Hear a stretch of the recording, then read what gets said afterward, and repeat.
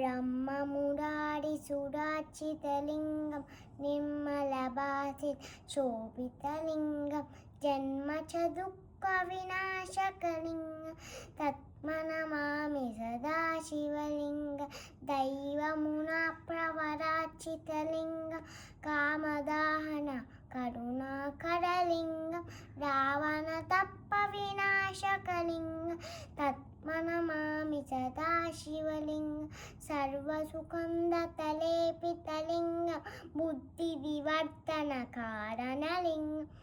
सिद्धसुरासुरवन्दितलिङ्गं तत्नमामि सदा शिवलिङ्गं कनकमहामणिभूषितलिङ्गं पणिपविवेष्टितशोभितलिङ्गं दक्षसुहग्नविनाशकलिङ्गं तत्नमामि सदा शिवलिङ्गं कुङ्कुमचन्दनलेपितलिङ्गं पङ्कजहार शोभितलिङ्गं चञ्चितपापविनाशकलिङ्गं तत्नमामि सदा शिवलिङ्गं दैवनाट्कवरार्चितलिङ्गं बाबैतप्रिय एडतलिङ्गं दिनकरकोटिप्रभाकरलिङ्गं तत्नमामि सदा शिवलिङ्गं अष्टदलोपविवेशितलिङ्गं सर्वसमुद्भवकारणलिङ्गं अष्टदैघ्नविनाशकलिङ्गं तत्नमामि सदा शिवलिङ्गं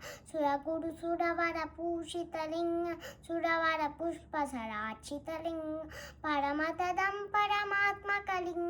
तत्नमामि सदा शिवलिङ्गं लिङ्गाष्टकमिकं पुण्यं य वदेति तत्सन्निधौ शिवलोकमहाद्योति शिवेकसहस्रमूर्ति।